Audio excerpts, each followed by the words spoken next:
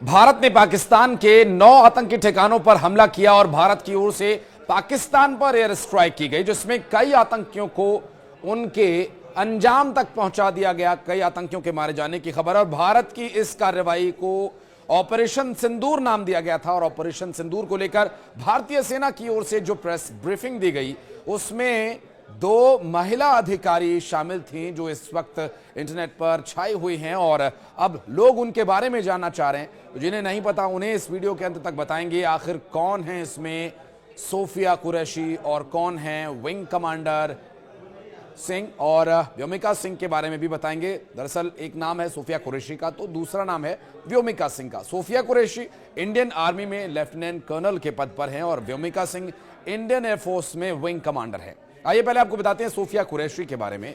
Sophia Qureshi मूल रूप से गुजरात की रहने वाली हैं। उनका जन्म 1981 में वडोदरा गुजरात में हुआ और बायोमेट्री में पोस्ट ग्रेजुएशन उन्होंने की है। रिपोर्ट्स में यह बताया गया कि सोफिया के दादा भी सेना में थे।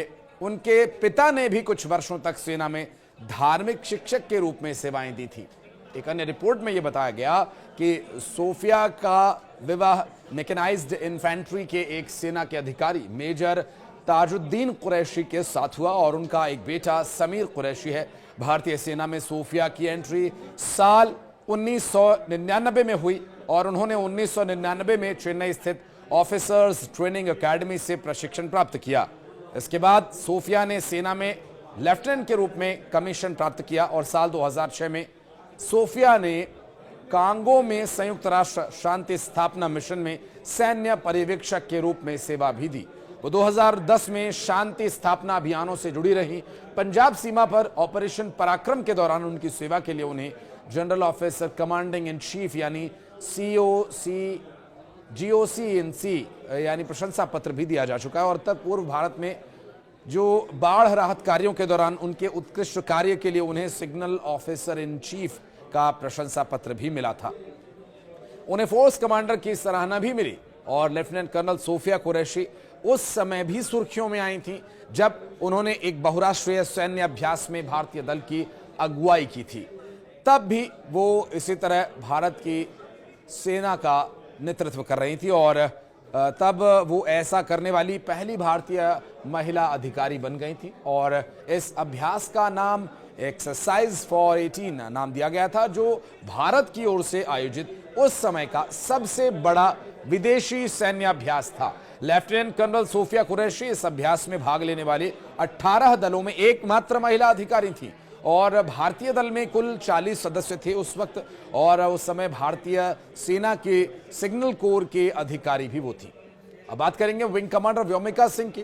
तो विंग कमांडर व्योमिका सिंह भारतीय वायुसेना की एक वरिष्ठ अधिकारी हैं जो हेलीकॉप्टर पायलट के रूप में कार्यरत हैं और उन्होंने 18 दिसंबर 2004 को 21 SSC WFP फोर्स को कमीशन प्राप्त किया इसका, और उनका करियर हेलीकॉप्टर संचालन में केंद्रित रहा और उन्होंने विभिन्न प्रकार के इलाकों में 2500 से अधिक घंटों तक उड़ान के पूरे किए हैं। 7 मई 2025 को भारतीय सशस्त्र बलों द्वारा पाकिस्तान और पाकिस्तान के कब्जे वाले जम्मू कश्मीर में आतंकवादी ठिकानों पर किए गए ऑपरेशन सिंदूर के दौरान विंग कमांडर व्योमिका सिंह को मीडिया को संबोधित करते हुए लोगों ने देखा और ये नाम उनके द्वारा नामित किए गए थे। और व्योमिका सिंह की भूमिका न केवल उनके सैन्य कौशल को दर्शाती है बल्कि वो ये संकेत देती है कि वो भारतीय वायुसेना में एक प्रेरणादायक महिला अधिकारी के रूप में भी स्थापित हो चुकी हैं। और उन्होंने ऑपरेशन सिंदूर के बाद के हालात के बारे में विस्तार से जानकारी दी।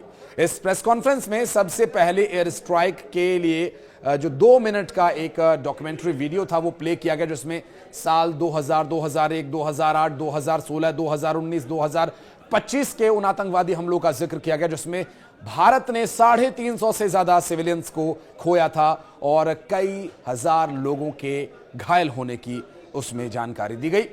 आतंकी ठिकानों पर भारतीय सेना की कार्रवाई को भी दिखाया गया और देश के इतिहास में पहली बार सेना की प्रेस कॉन्फ्रेंस में एयरफोर्स और आर्मी के अधिकारी एक साथ आए और आर्मी से एक मुस्लिम और एक एयरफोर्स की हिंदू महिला अफसर उसका प्रतिनिधित्व करती नजर आई।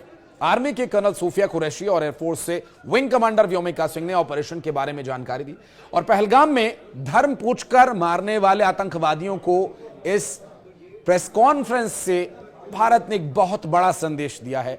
धर्म पूछकर मारने कहां किस निचले स्तर तक ये आतंकवादी जा चुके हैं, उसका ये जवाब भारत की तरफ से दिया गया। और वो ये कि यहां धर्म पूछकर नहीं, कर्म प्रधानता मायने रखती है। और पहलगाम में कायरतापूर्ण हमले में मारे गए परिवारों के बारे में इन दोनों ही सैन्य अधिकारियों ने संवेदना प्रकट की और उसका बदला लेने के बारे में पूरी जानकारी दी।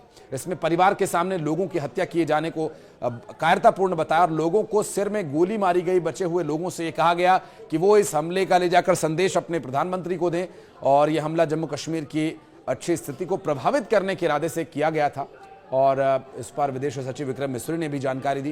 दरअसल करीब पिछले साल 2 साल से यहाँ पर जो हालात हैं, लोग अच्छे से आ रहे हैं, जा रहे हैं। और पिछले साल की अगर बात करें तो यहाँ 2 करोड़ से ज़्यादा पर्यटक कश्मीर आए और हमले का मकसद यही था कि कश्मीर को अस्थिर दिखाना है, कश्मीर में सब कुछ ठीक नहीं है ऐसा दिखाना है, जबकि वहाँ सब कुछ सामान्य हालात में चल रहा था। और कश्मीर के विकास और प्रगति के बाधक बन करके ये लोग सामने आए थे और इसे पिछड़ा बनाए रखने के इरादे से यह हमला किया गया था, ताकि लोग यहाँ जाना छोड़ दें और यहाँ के जो सामान्य होती या तरक्की पसंद जो लोगों की सोच है वो वापस लौट करके उन्हीं बम बंदूक और हथियार के इर्द गिर्द घूमने लगे। हमले का यह तरीका जम्मू कश्मीर और देश में सांप्रदायिक दंगों को फैलाने से प्रेरित था। और एक समूह ने खुद को TRF का प्रतिनिधि बताते हुए हमले की जिम्मेदारी ली और इसे UN ने प्रतिबंधित किया है और ये लश्कर से जुड़ा हुआ आतंकवादी संगठन है। पाकिस्तान स्थित समूहों के लिए कवर के तौर पर TRF का इस्तेमाल किया गया। लश्कर जैसे संगठन TRF जैसे संगठन को इस्तेमाल कर रहे हैं और पहलगाम हमले की जांच से पाकिस्तान के साथ आतंकवादियों के संपर्क भी उजागर हुए हैं। और यहां TYRF के दावे और लश्कर के सोशल मीडिया पोस्ट से बात साबित होती है। हमलावरों की पहचान भी हो चुकी है और इस हमले की रूपरेखा भारत में सीमा पार आतंकवाद फैलाने के पाकिस्तान के प्लान को उजागर भी करती है। पाकिस्तान आतंकवादियों की शरणस्थली के रूप में पूरी दुनिया में पहचाना जा चुका है और पहलगाम में हमले से लोगों में आक्रोश है। भारत सरकार ने पाकिस्तान से संबंधों को लेकर कुछ कदम भी उठाए थे, जिसमें 22 अप्रैल के हमले के बाद अपराधियों और उनकी प्लानिंग करने वालों को न्याय के कटघरे में लाना जरूरी था। वे इनकार करने और आरोप लगाने में ही लिप्त रहे और पाकिस्तान से आतंकी ठिकानों के बारे में भारत को सूचना बहुत लंबे समय से थी। भारत पूरी दुनिया को बता रहा था, ये देखिए यहाँ पर आतंकवादी ठिकाने, यहाँ पर हाफिज सईद रहता है, यहाँ पर मसूद अजहर की फैमिली रहती है, यहाँ पर फलाना संगठन काम करता है, यहाँ ठिकाना संगठन काम करता है। ये सब कुछ हम पूरी दुनिया को चीख चीख कर बता रहे थे, लेकिन कोई सुनने को तैयार नहीं था। लेकिन अब सुनेंगे, अब सब शांति से सुनेंगे। और हमले के बाद की जो स्थिति है, हमले में जो कुछ हुआ, इन्हें रोकना बहुत जरूरी था। ये बात खुद विदेश सचिव विक्रम मिस्री ने कही।